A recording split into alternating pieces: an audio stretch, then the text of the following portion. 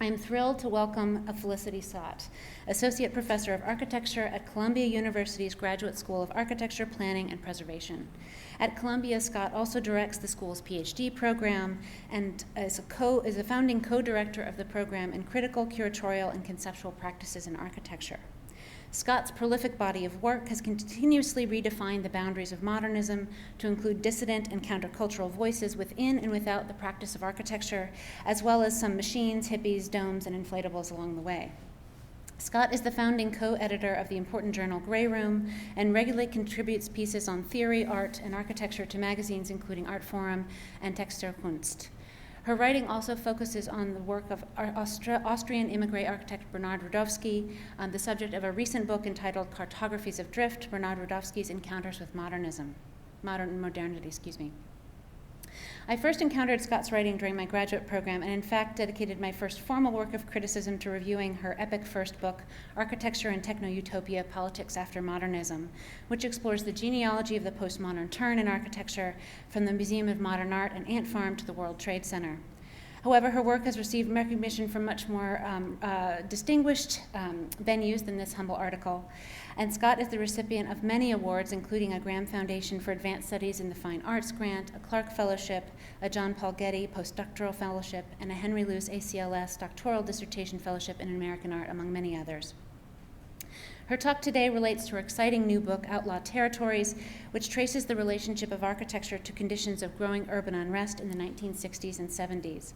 In this work, she underscores the architectural discipline's many connections to material, environmental, psychological, and geopolitical transformations brought on by post-industrial technologies and neoliberal capitalism after the Second World War. Without further ado, please join me in extending a warm welcome to Felicity Scott.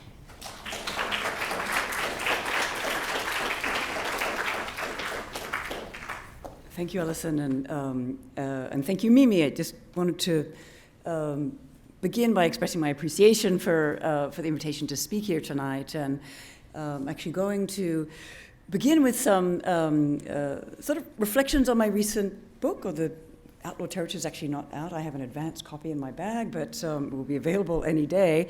And when I was first invited to lecture tonight, I had imagined the book would be out in late February, and so I thought what I would do is to speak briefly about the book and then turn to some new research on space colonization. And so that's still the plan for tonight, but I guess with the understanding that no one will have had the opportunity to actually read the book.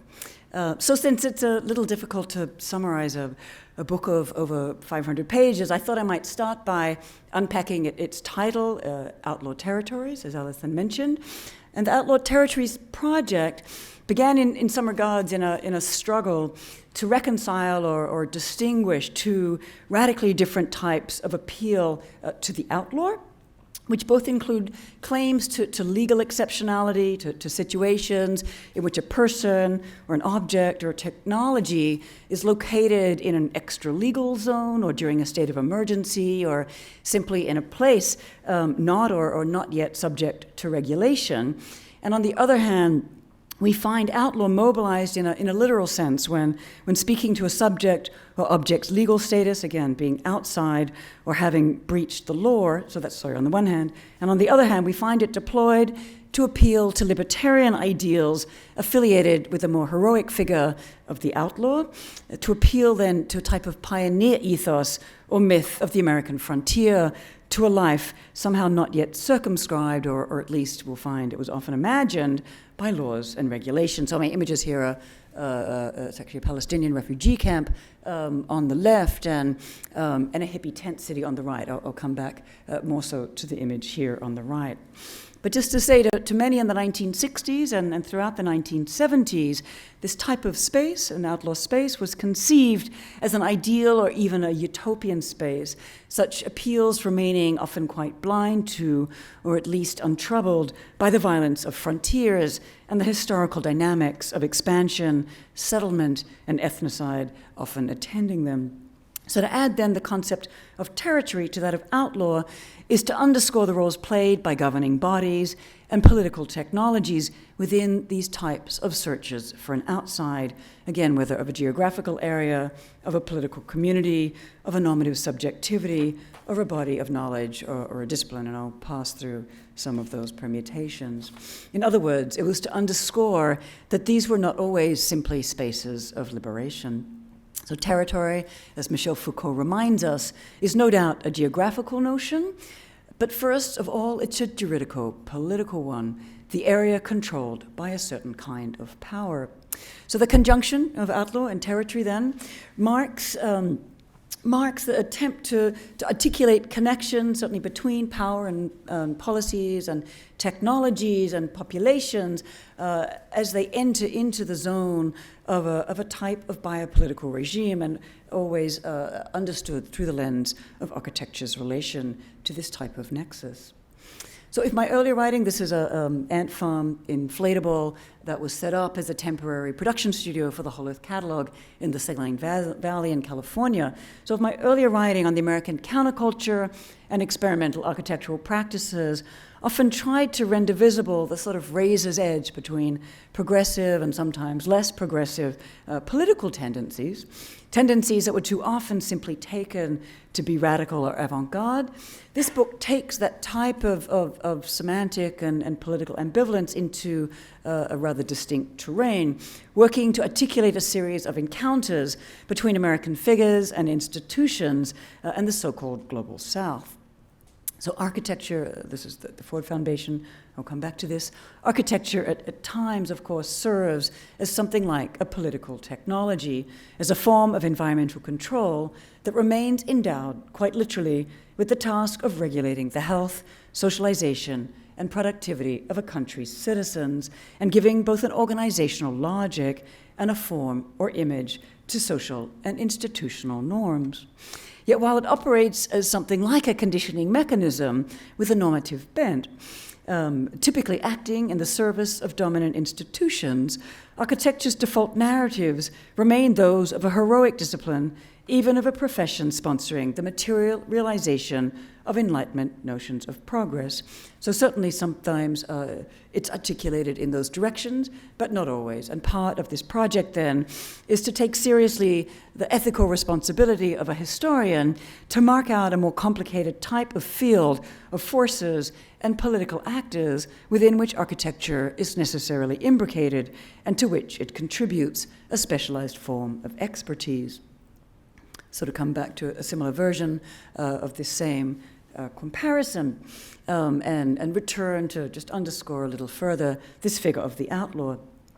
So a key stake in the book lies in understanding the relation, or sometimes the total lack of a relation, between, on the one hand, the sort of forceful dispossession, of course, marked here by the Palestinian condition, and on the other, a type of willing retreat or willing exodus from a legal status or a political community.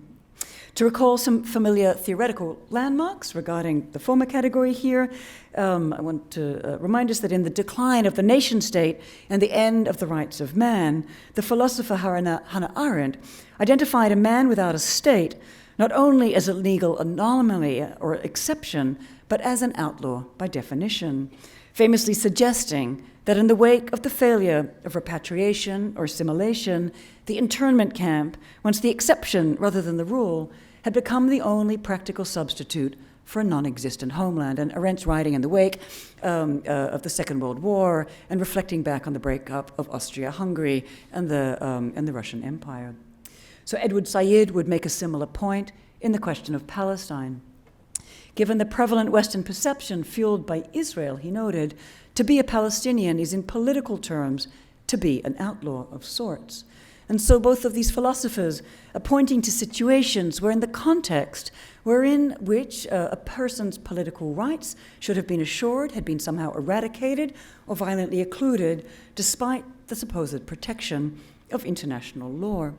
So on the other side of my fence, basically on the hippie side here, we find figures like Stuart Brand, founder, of course, of the Whole Earth Catalog, and later a very central figure in the mythology of hackers and cyberculture, and figures like Buckminster Fuller on the right, both of whom repeatedly mobilized the figure of the outlaw as a paradigm of liberation from normative strictures, as a heroic agent who challenged dominant forms of regulation, even as the very agent of pioneering invention.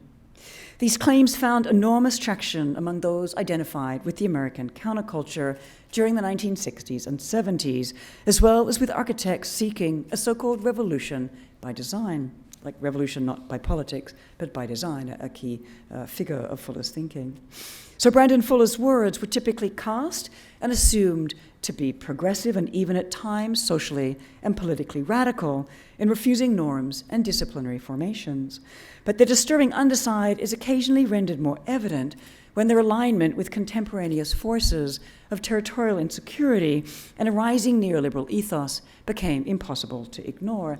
So in Outlaw Territory, I use a series of case studies, of historical case studies from the 60s and 70s, in which such issues become a little bit more legible, deploying examples wherein the figure of an outlaw or sometimes of a frontier was articulated with emergency conditions like environmental crises or war or the conditions of a refugee, or with emergent and increasingly global techniques of power born of new techno-scientific and geopolitical configurations.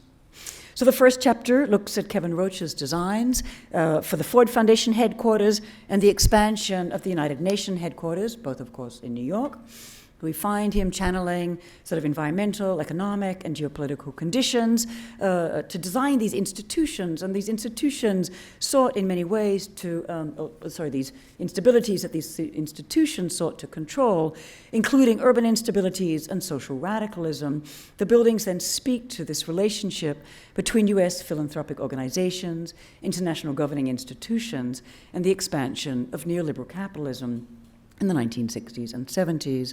The following chapter is a sort of inverse mirror image of this, looks at open land communes, which in their attempted exodus precisely from such urban instability and the governing apparatuses seeking to control them, recognized and with some precision fought against the manner in which such techniques of power operated on the body and psyche of contemporary subjects in their most intimate domains. Theatrically performing counter-conducts and adopting strategies of what they called voluntary primitivism, these communards experimented with alternative shelter technologies and explicitly non-normative forms of life. In dialogue with what they called cybernation, they presciently spoke to the biopolitical contours of the US's increasingly administered environment, their struggles eliciting an increasingly violent response from the state. And you see the structures being bulldozed here on the left. So chapters 3 and 4 address the 1972 Stockholm Conference, the United Nations Conference on the Human Environment. A landmark event in the history of environmental politics, the Stockholm Conference marked at once the moment of an increased role for non-governmental organizations, for NGOs, within the United Nations, the integration of and polemical interruption staged by voices from the Third World within environment and population debates, and the political mobilization of the figure of Earth as an ecological system.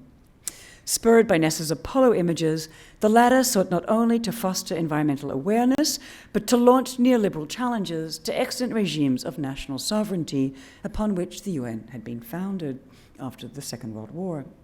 So as I argue, the rising vulnerability of man's global habitat provided the occasion for the UN to step in and help governments develop the political and economic infrastructures through which to manage the whole Earth on behalf of humanity, systems-based paradigms of ecology, electronic monitoring networks, and scientific management serving as tools through which they did so. So chapter 3, the first of these two chapters on Stockholm, details Stuart Brand's transposition of the American counterculture into this media-saturated international forum. Tracing the complex topology between the official and so-called counter-conferences, I detail the traction that Brand attained for his Environment, Yes, Politics, No platform within the UN conference, particularly among the US delegation, as well as the complex semantic and political logics at work in the tent city settlement that you see here that he sponsored on the outskirts of Stockholm to manage itinerant populations. And what you see on the left is an image of Maurice Strong, who was actually the chairman of the UN conference, appearing at this hippie tent city on the outskirts of the city for an anti-whaling demonstration. So chapter 4 traces conflicts between those protesting the ecocide then being systematically wrought in Vietnam by US military forces, along with groups promoting neo-Malthusian limits to growth arguments and computer-driven management tools that were then being developed at MIT, a series of interventions by third world scientists against European and American population discourses, and as you see on the right here, a remarkable exhibition demonstrating more overtly political forms of alternative technologies and of shelter. So we find then that issues of pollution and population control and the protection of the natural environment that dominated Western environmental discourses encountered distributive justice and other political claims from developing nations and radical activists. The following 2 chapters address habitat, the United Nations Conference on Human Settlements, typically called Habitat, an event seeking to define policies for human settlement, and hence they repeatedly noted for life itself, the habitat itself being the sort of foundation of all life, as they claimed, in the face of the increasing fluidity and intermingling of populations. So this took place in Vancouver in 1976. So again, we find the rhetoric of planetary togetherness shared at once by the counterculture and those informing global governance, wittingly or unwittingly mirroring the interests of a US-led capitalism. We also find that by 1976, when faced with growing evidence of economic and environmental damage born of foreign aid and development programs, that it became clear to others that Earth's self-appointed caretakers had other goals in mind.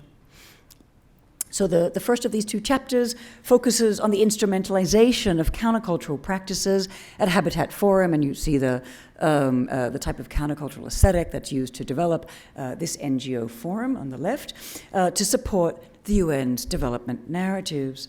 It also looks at the role of a celebrity economist, Barbara Ward, but also at Buckminster Fuller, who installed the Now House as part of his World Game Initiative in this context. And so both of these are promoting sort of paradigms of global interdependency. It also looks at counterculture or counterclaims staged by the Group of 77 and the Palestine Liberation Organization, an organization representing, of course, the period's quintessential figures of unsettlement. So I look at some of the desperate attempts to cast the PLO, who had been invited in an official observer status and as representatives of the Palestinians, as outlaw organizations. The second of these chapters addresses a competition, an exhibition that took place at the art gallery, at the VAG, the Vancouver Art Gallery, for architects' designs for self-help housing in the Philippines that had been organized specifically for Habitat. With architects now cast as experts on human unsettlement, it shows that even the experimental architects, people like Yona Friedman and others, had been brought into alignment with the development apparatus being promoted by the UN and the World Bank. The final 2 chapters are dedicated to architects' involvement with counterinsurgency think tanks at MIT, those directed in particular towards the Vietnam War and inland struggles in Latin America, but often sort of imagined or refracting back onto urban minority populations here in the US. So these look in a large part at the Architecture Machine Group, ArcMac, founded by Nicholas Negroponte and forerunner to today's Media Lab. And basically, they sort of focus on a series of sort of research projects funded by US government and military agencies. So a vanguard not only in experimental use of computers within architecture, ArcMac also operated at the cutting edge of instrumenting technologies of data collection, of spatial data management, of input and output devices, as well as perceptual and cognitive psychology. So the first of these 2 chapters looks at their relation to the Urban Systems Lab and at the integration of this type of research into the Institute's big science initiatives, including the turn to reading the city itself, in terms of cybernetics and systems-based environments. The second of these chapters turns to the Aspen Movie Map, an early interactive environmental simulation technology that was funded by the Cybernetics Technology Division of DARPA in the wake of the Entebbe hijacking in the summer of 1976 and the IDF's illegal but innovative and much celebrated raid of the Ugandan airport to recover hostages. So in the wake of this, we find Stuart Brand arguing, using this rhetoric of the outlaw once again, to say technology moves faster than laws. All new technologies are outlaw areas. All new communications technologies are political dynamite. And so the book's conclusion then turns to this remarkable 1973 formulation of the question of territory by Jean Gottman. So the important aspect of territory as a unit in the political organization of space, he explains, was that it involved the relationship between the community and its habitat on the one hand, and between the community and its neighbors on the other. So Gottman situated traditional functions of territory then at a chiasma between what he called a sort of shelter for security and a springboard for opportunity. So he's sort of going back and forth between these two options, the former achieved through partitioning and the establishment of borders, and the latter then through forms of political organization and regulation of access to and by outsiders in the interest of what he called the pursuit of the good life of the people within. So to him, as I outline and discuss, traditional concepts of territory harbored a type of structural contradiction. While security sought relative isolation, opportunity thrived on a degree of interdependence with that outside, giving rise to a persistent and irreconcilable duality that troubled governing institutions within a sovereign state. So among his concerns, and turning then to the question of outer space, among his concerns was the impact of space travel on the very notion of territory, and in turn the sort of specter of a new generation of conquest or colonization beyond Earth. So outer space, he suggested, had replaced then the maritime milieu as a sort of high seas free for all. And so I use this reading to return briefly, actually, in the conclusion, to Stuart Brand, who in 1977, after almost a decade proselytizing for mechanisms of population control to stem environmental catastrophe on so-called spaceship Earth, published an anthology called Space Colonies, and I'll come back to that toward the end of my lecture. So celebrating the capacity to function outside the law and beyond the reach of a political community, he wrote, "For those who believe with Buckminster Fuller that a culture's creativity requires an outlaw area, free space becomes what the ocean has ceased to be, outlaw area too big and too dilute for national control." So in the wake then of finishing the book, I turned to investigate this in somewhat more detail, and this is what I want to spend the rest of my time on. So to turn here. So on May 13th, 1974, front page headlines in the New York Times read, "Proposal for human colonies in space is hailed by scientists as feasible now," illustrated with a rather prosaic diagram modeled after the 18th century mathematician Joseph Louis Lagrange's hypothesis on celestial mechanics. It identifies Lagrange's libation point 5, as he called it, or L5, a point of stable equilibrium between the sun, the Earth, and its moon, as an ideal site for the first space colony, since the colony could retain its position within this celestial orbit without having to accelerate or use energy. So Walter Sullivan, then a very prominent science journalist, reported on an event that had been convened at Princeton University by physics professor Gerard K. O'Neill, a renowned high-energy particle physicist. Liberated not only from gravity and friction, but also from inhospitable climates, material scarcity, large-scale governments, and other earthly threats, O'Neill's space colonies were imagined to take the form of giant rotating man-made habitats, initially in a cylindrical form, that would replicate, or so he insisted, the most beautiful parts of Earth, exemplified for him by Carmel Bay in California, along with the Grand Teton Mountains in Wyoming, the island of Bermuda, and what he called attractive villages in Italy and southern France. And so these early diagrams clearly are not yet very convincing. So space colonies were represented, as you see, by these sort of technical diagrams, supplemented by a powerful and distinctly neoliberal narrative. With an abundance of material goods, endless sunshine, virtually unlimited resources harvested from outer space, freedom from travel, and as he repeatedly underscored, independence from large-scale governments, pioneering colonists were promised these attractive, self-sufficient, profitable, Earth-like environments. Yet unlike Earth, there would be no unproductive workers, no pollution, no limits to energy consumption, and no garden-destroying pests. Fresh strawberries would be available throughout the year. So confidently pitching these science fiction-like narratives as the most rational scientific solution to the world's problems, O'Neill offered truly fantastic figures of emigration rates, of population growth, and, through an avowedly sort of bootstrap narrative, that of the rapid self-replication of space colonies.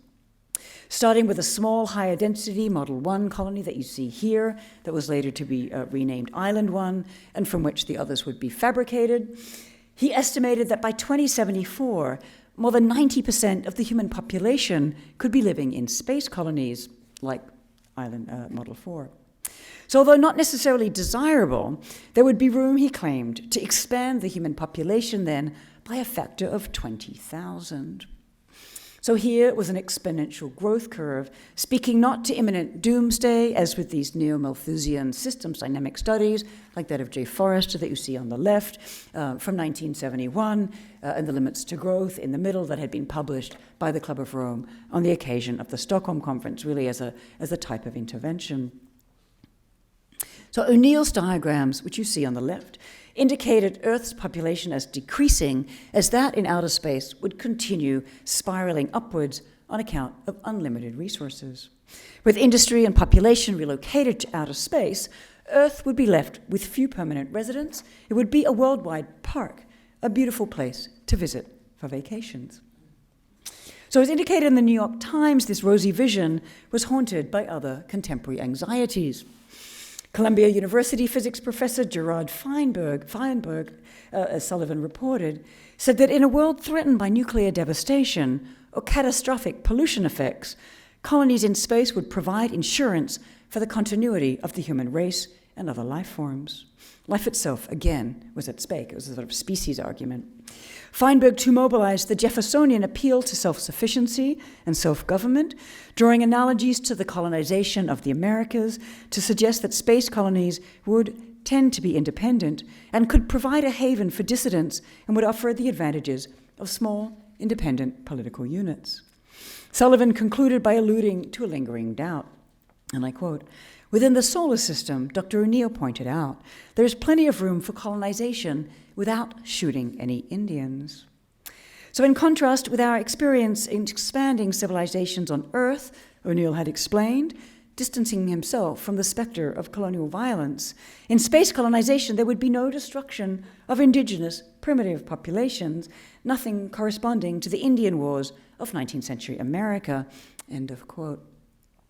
So space colonization was repeatedly and ambiguously likened to the European discovery of the New World and the ideology of manifest destiny associated with the 19th century American frontier.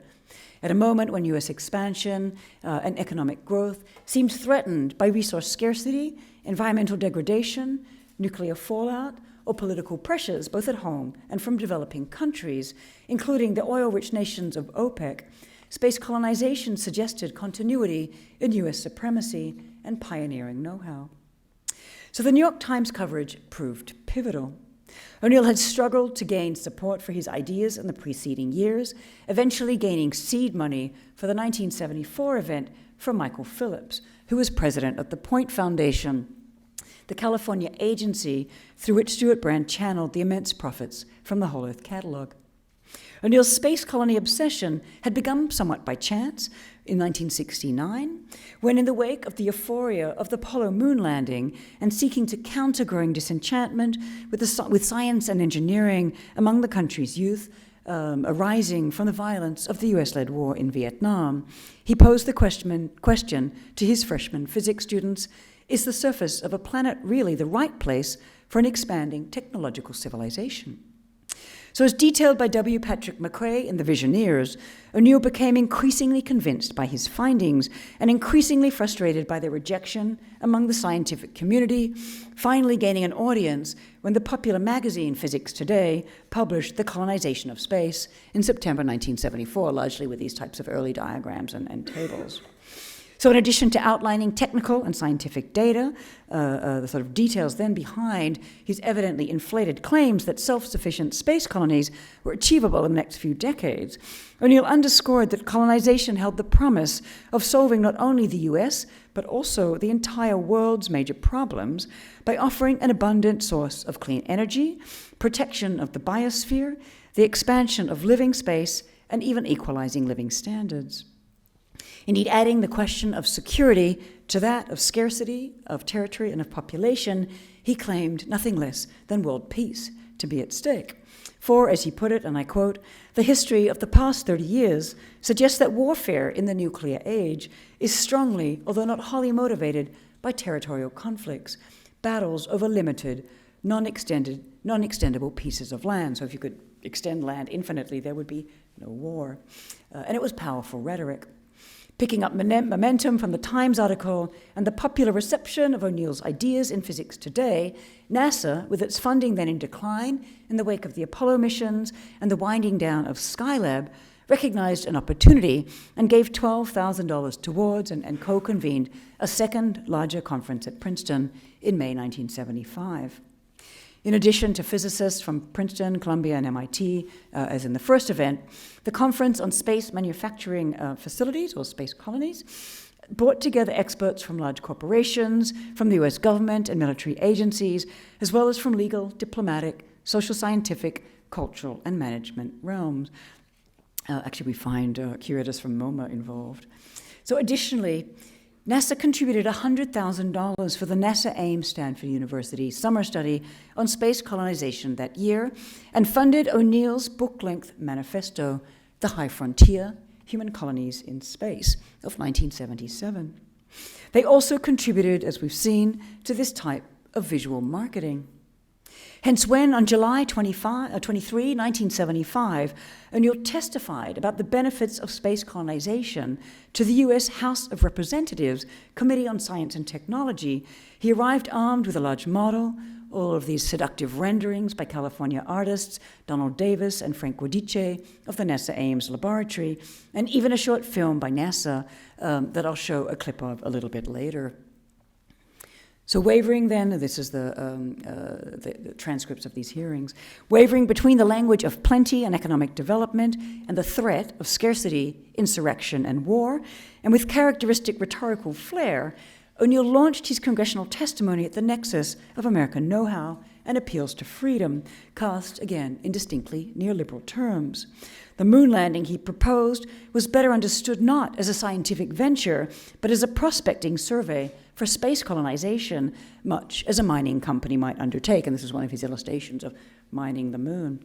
He ended by recalling that on a recent trip to Alabama, he was greeted by a large group of young people waving placards and shouting not in protest, but in an enthusiastic embrace of his new techno-scientific developments. So as demonstrated in these beautiful renderings, space colonies would establish productive, profitable, isolated, normative, passive workforce communities living in comfort, even in some luxury, as he put it, within a large enclosed volume, having a climate where flowers, trees, birds, and animals could flourish, end of quote. So as I argue elsewhere, drawing on DeWitt Douglas Kilgore's Astrofuturism, O'Neill's promise of a lush, protected suburban lifestyle was code for racial segregation in America. The proclaimed benefits and violent reshufflings implied in his space colonization enterprise were directed not, however, only towards issues then facing the United States, when they might serve to contain insurrection, but again, globally. Indeed, at stake was their potential to help foster the country's dominant role in processes of economic globalization and in scripting the global management of environmental resources, the contours of which were then being articulated simultaneously through the United Nations, the World Bank, and a series of multinational corporations. So O'Neill told Congress that space colonies, and these are some diagrams of beaming energy back from outer space. O'Neill told Congress that space colonies were the key to the US's economic and resource security, now that both the oil-consuming nations and the underdeveloped Third World are vulnerable to the threat of supply cutoff from the Middle East.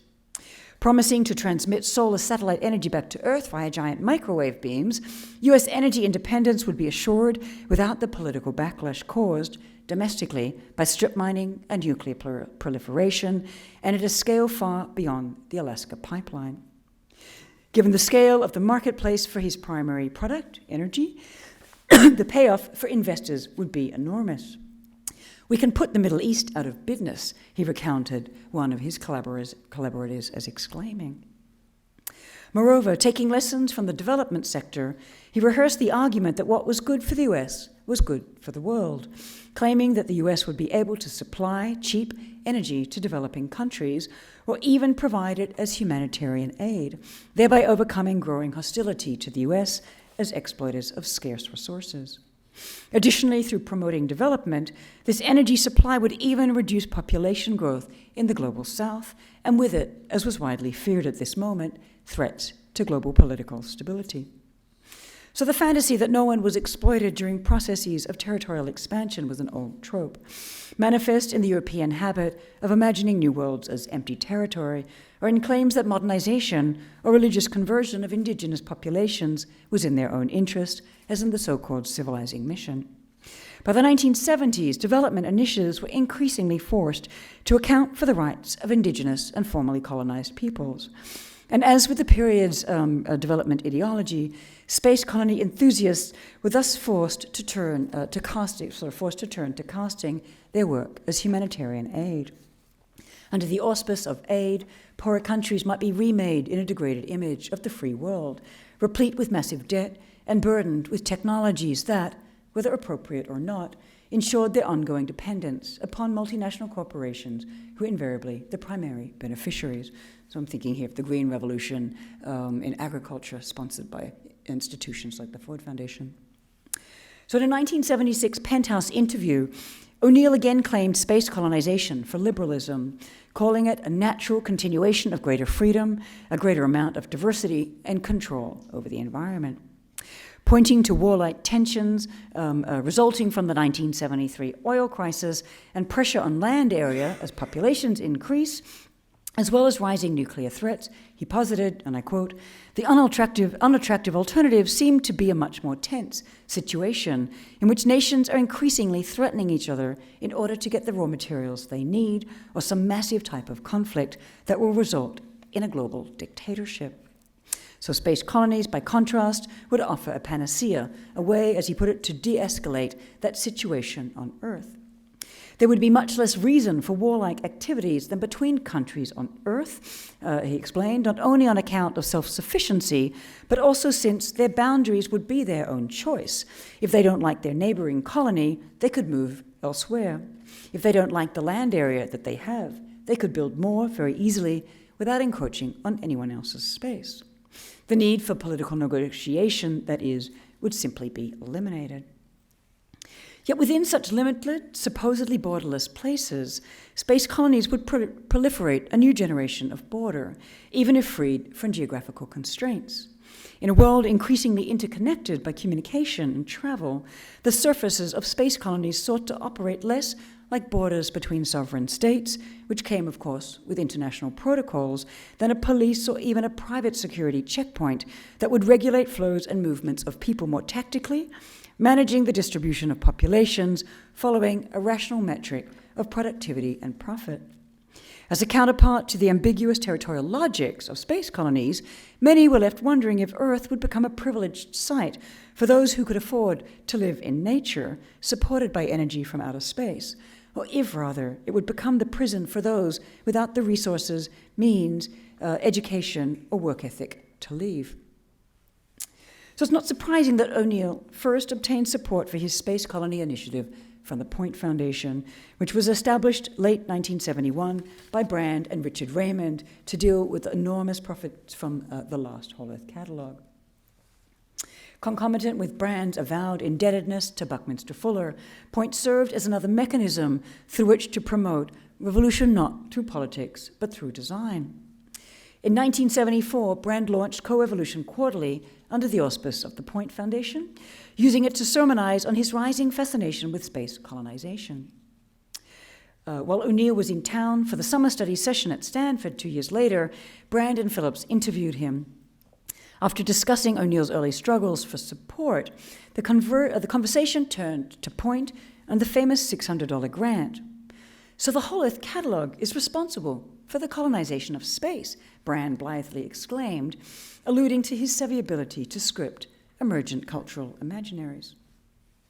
Formerly a director of marketing and planning for Bank of America and vice president of the Bank of California, and with an economics degree from the University of Chicago, Phillips effectively had engineered a dramatic turn towards commercial enterprise and free market ideals among the counterculture by this moment, the Bible for which was his 1974 publication, The Seven Laws of Money.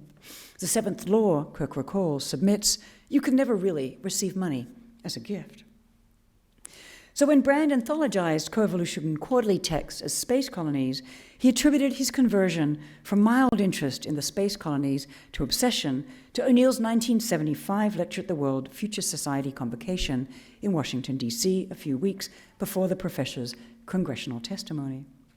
Brand's interest in the libertarian potentials of outer space, in fact, predated this encounter by a number of years. In January 1970, in this issue of the Whole Earth Catalog called The Outlaw Area, he included a small note entitled The Space Out, an inconspicuous note which in retrospect seems to have been haunting Brand's thinking. It cited British physicist Freeman Dyson, who you see on the right. The answer to the contemporary threat of permanent extinction of the human race on Earth following a nuclear holocaust, Dyson explained, was not found in colonizing planets like Mars.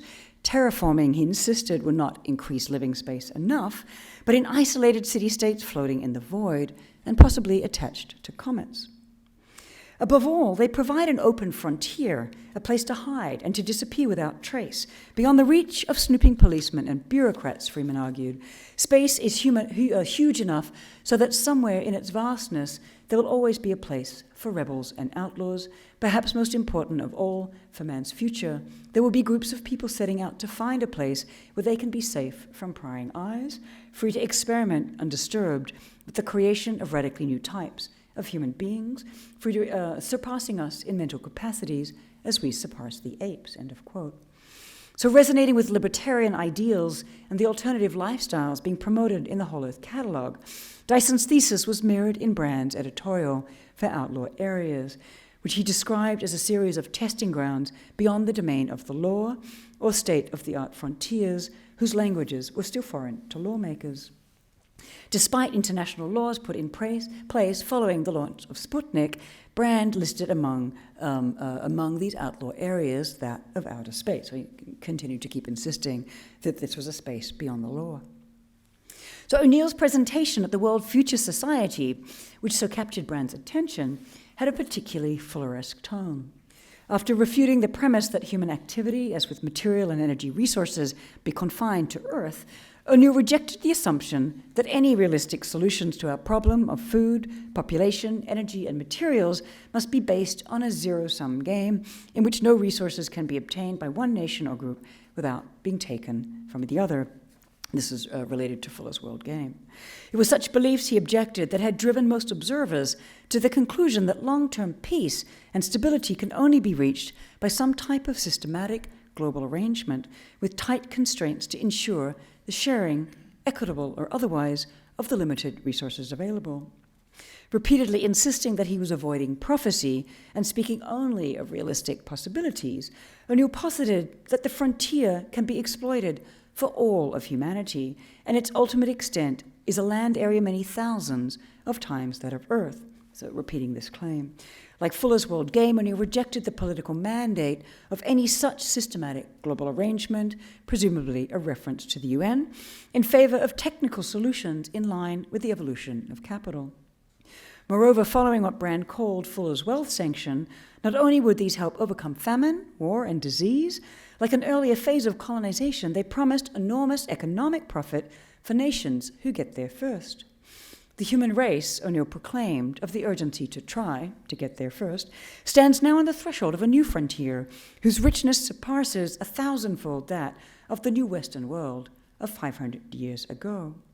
It would be naive to assume that its benefits will be initially shared equitably among all of humankind, he acknowledged, reassuring potential investors of his real intent. The world has never worked that way. So in 1975, Brand asked O'Neill what had come out of the Second Princeton Conference. O'Neill acknowledged an interesting paper on space law, presumably that of Edward R. Finch, a permanent NGO representative to the UN Committee on the Peaceful Use of Outer Space. The presentation, O'Neill recalled, brought three constraints to his attention, and I quote, "First thing, it's got to be non-military. The second, that if anything interesting new research comes out of it, like information about the surface composition of the moon, that it does have to be made available through the United Nations. And last is that, at least in some nominal form, the community has got to be under the jurisdiction of the nation or group of nations which established it. You cannot, at least deliberately, send people out to be absolutely on their own." Yeah, so all of this went against his ideals. So while Finch was largely concerned with reading international law or rereading international law to allow for the excavation of materials on the moon and other vital elements of O'Neill's vision, his outlining of the relevant UN resolutions and treaties made it evident that outer space was no longer beyond the law or the responsibilities attending national jurisdiction. Indeed, from Resolution 1721 of 1961, which stated that international law and the UN Charter applied to outer space, and that territory in outer space could not be subject to national appropriation, to this treaty, which you see from 1967, and its subsequent updating, it was evident that prospective colonies fell firmly within the domain of international law. O'Neill's retort, resisting these constraints, was that technology, and I quote here, "technology and scientific advancements would be retarded if international law does not keep step with the progress of science," a notion of progress, of course, serving the interests of financial investors.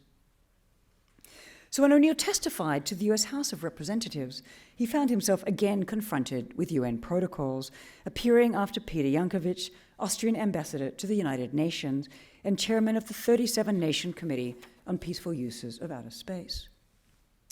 By 1977, following repeated critiques of this proposal for strip mining the moon, O'Neill decided to have a voice in these matters, establishing the Institute for Space Studies, a non-profit corporation that sought to become a recognized NGO by the UN. "We want to be able to make the input, to make an input to the UN deliberations on such things as treaties about the moon," he insisted. "We don't want things to be bargained away, which we may very much want to be able to use later on." Citing a precedent in the troublesome law of the sea, he remarked to Brand, "Nobody's mining the sea because of those arguments." So Brand, by contrast, continued to seek a domain beyond the law. Introducing space colonies, he wrote, "For those who long for the harshest freedoms, who believe with Buckminster Fuller that a culture's creativity requires an outlaw area, free space becomes what the ocean has ceased to be, outlaw area too big and too dilute for national control." So he's reiterating this trope. Fuller had long celebrated the maritime power born of mastering the high seas, regarding it not only as the key to European expansion to the New World, but to technological invention. Aligning himself with Fuller, Brand celebrated practices seeking to operate beyond national borders and outside the law as having given rise to spaces wherein one could try anything. Hence, although, as he noted, the term space colony had been expressly forbidden by the US State Department because of anti-colonial feelings around the world, he would be sticking with it. Returning to O'Neill's claim, Brand added, "It's more accurate. This time there's a difference in that no space natives are being colonized," repeating this trope. Noting that some things went well in previous colonizations, Brand concluded, "If we're lucky, we may enact a parallel with what happened in Europe when America was being colonized. Intellectual ferment, new lands meant new possibilities meant new ideas." When in 1988, as founder of the Global Business Network, Brand interviewed Dyson again for Wired magazine, the elderly physicist refused Brand's technological determinism by invoking the presence of international law. To which Brand responded, hopefully, "Won't overseas labs that don't care about such matters show up soon and do all those forbidden things," i.e. outsourcing to places that don't care for human rights and other such legal constraints. So buoyed by the rhetoric of a better and more open future, and no doubt visually seduced by the spectacular pastoral images produced to illustrate O'Neill's ideas, many within the counterculture and environmental movement embraced Coevolution Quarterly's celebration of space colonization as the next frontier. But, as recorded in the magazine, following Brand's solicitation of commentary, many of his long-standing interlocutors had begun to express doubts and even outright rejection of his new obsession. Some recognized the impossibility of simulating ideal landscapes. As John Holt suggested, the environment would be closer, at best, to lobbies of Las Vegas hotels and luxury ocean liners, but more likely to military barracks and troop ships. Alternative technology celebrity Steve Byer offered an even more compelling image, and I quote, "Once on board, in my mind's eye, I don't see the landscape of Carmel by the sea, as Gerard O'Neill suggests. Instead, I see acres of air-conditioned Greyhound bus interiors, glinting, slightly greasy railings, old rivetheads needing paint. I don't hear the surf at Carmel and smell the ocean. I hear piped music and smell chewing gum. I anticipate a continuous, vague, low-key airplane fear." So even more tellingly than rejecting the visual sales pitch, biological designer John Todd questioned the scientific claims upon which the agricultural and landscape vision had been premised. Co-founder of the New Alchemy Institute, Todd was then working to complete the Ark on Prince Edward Island, an experimental bioshelter designed to simulate an almost closed ecosystem, and then the closest experimental test site to O'Neill's vision. Todd pointed out that ecological systems were far from simple to replicate in artificial environments, current understanding of whole systems being entirely primitive compared to nature's complexity. When I read of schemes to create living spaces from scratch, upon which human lives will be dependent for the air they breathe, for extrinsic protection from pathogens, and for biopurification of wastes and food culture, he scoffed, I begin to visualize a Titanic-like folly born of an engineering worldview. Citing statistics derived from Howard Odom's research, he suggested that Island 1 would be more appropriate to sustain 40 rather than 10,000 people. Now we're going to play this film. So beyond those refuting the aesthetic, scientific, and technical bases of O'Neill's arguments, others rightfully questioned its political underpinnings. Even neo-Malthusian Garrett Hardin, best known for his diatribe, The Tragedy of the Commons, had doubts, recognizing that the brave new world envisioned would likely be subject to totalitarian rule, or that it would manifest as a domain of hermetic religious cults. The principal attraction of the space colony proposal is that it apparently permits us to escape the necessity of political control, he proffered, adding, but as we've just seen, this is only an apparent escape. In fact, because of the super vulnerability of the spaceship to sabotage by tribal action, the most rigid political control would have to be instituted from the outset in the selection of the inhabitants and in their governing thereafter. Indeed, by 1977, O'Neill was willing to acknowledge that, as with a sailing ship in open waters, the most effective governance structure for an isolated group might be far from democratic. A dictatorship is what works, O'Neill noted in a later interview with Brand, since there's nothing that produces conflict more than an ill-defined situation of authority. So with conflict comes the need for political negotiation within a democratic framework. Hence, dissensus had to be banished from the homogeneous communities isolated in space.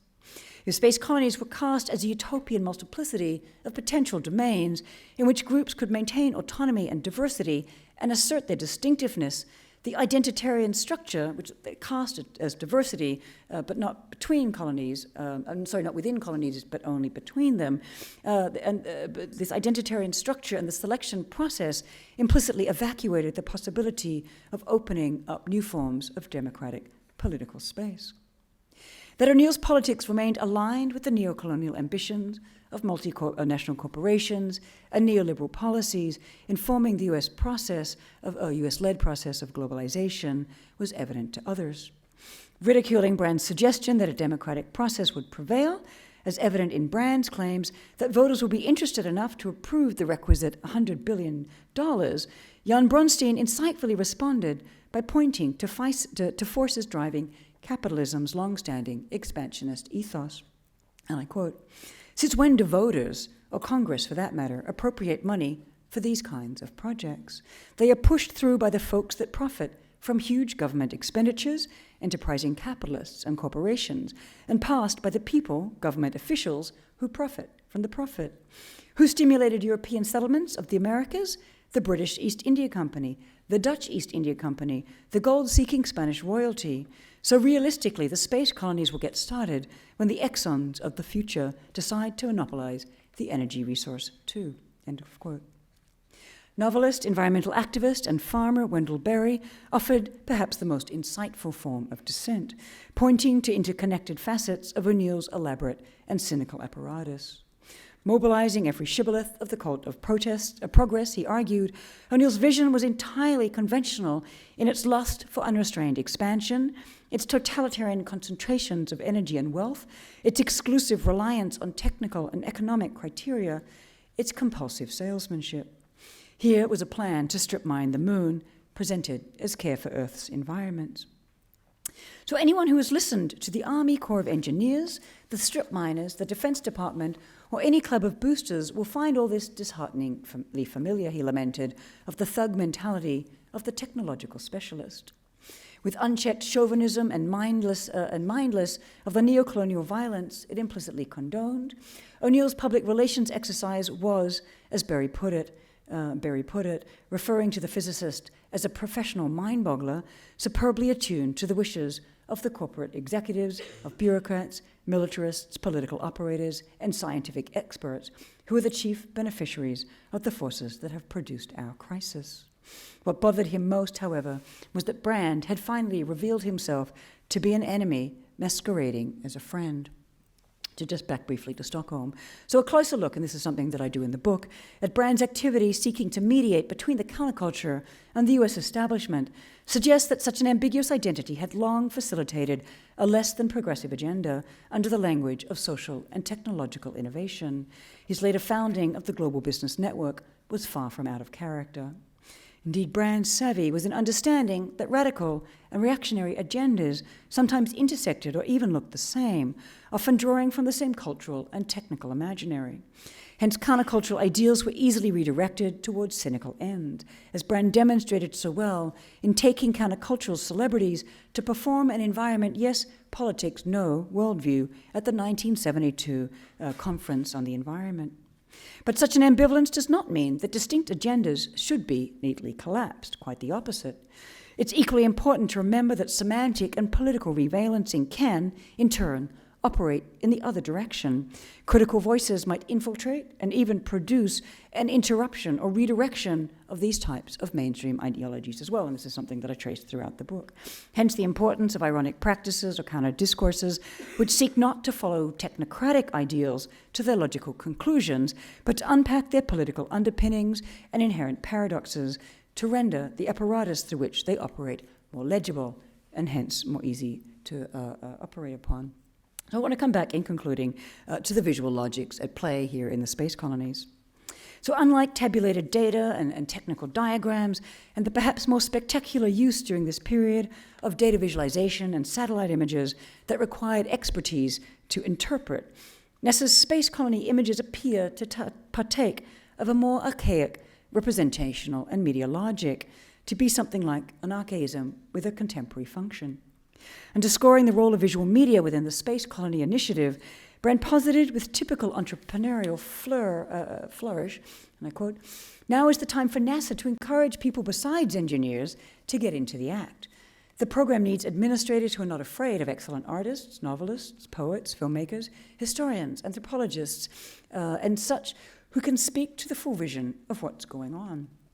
And their voice needs to be a design voice, not just advisory. America and Russia were in space for 10 years before they bothered to get a photograph of Earth. That's pretty arid thinking." So account of his 1966 campaign, "Why haven't we seen a photograph of the whole Earth yet?" Brand, or so the story goes, was himself catalytic in NASA's release of the Apollo mission images of Earth from outer space, images which catalyzed popular anxieties about limited resources and environmental devastation, and were widely mobilized, as I mentioned before, by a diversity of parties, from President Nixon to environmental activists to Brand himself. Space colonies, too, lent themselves to such an opportunity. Seductive images were instrumental in sponsoring public support and economic investment.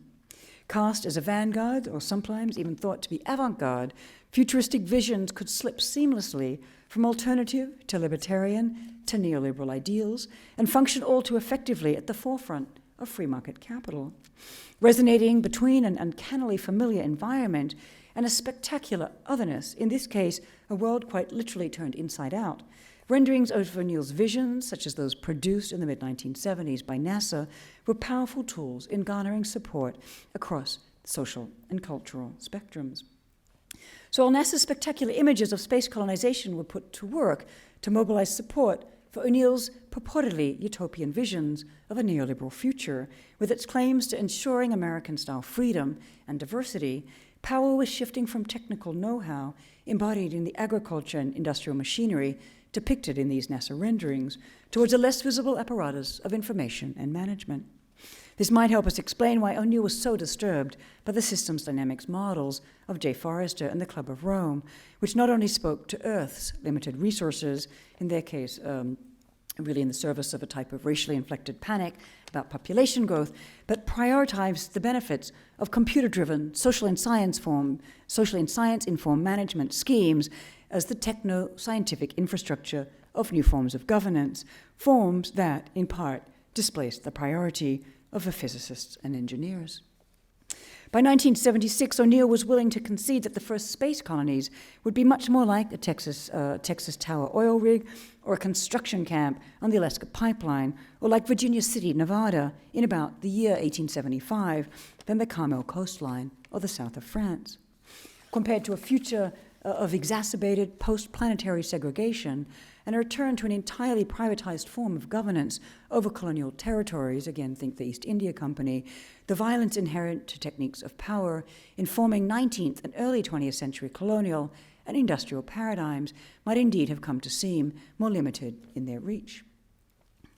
In 1976, the US Congress, having lost interest in outer space exploration, amended the Space Act to allow NASA to engage in earth science research and climate monitoring, in effect switching the agency's focus back to the planet with the mandate of expanding knowledge about Earth. At a moment marked by racially charged anxieties about population growth in the developing world, resource scarcity, and environmental catastrophe, such knowledge was critical to the maintenance of political power, whether in outer space or on Earth.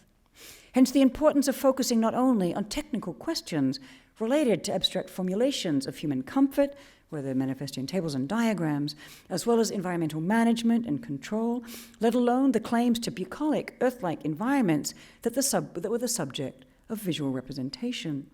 At stake was intervening within these emergent techniques of power and hierarchical systems of global governance that were being instituted and really informed by US-driven neoliberal economic paradigms under the rubric of technocratic forms of management and exemplified in the UN's development decade. So when confronted by the seductive NASA renderings, the question is not thus what a space colony environment looked like, or even how pleasant its idealized climates might be, but how we might read the political and economic agendas they served to advance, agendas embodied within and beneath their spectacular surfaces. Such logics are reappearing in different form today, in the haunting images depicting the waning of earthly beauty and stranded polar bears for NASA's current global climate change initiative. All such images and their mobilization speak to the political nature of the period's rising interest in climate and government and environment, as it has developed over the last 5 decades since Stockholm. They remind us that it was not natural processes or even nature's relation to humans as a species that was at stake, so much as how questions of climate, nature, weather, and resources were framed as socioeconomic and political concerns, and hence participated in what Foucault has termed the calculated management of life. Thank you.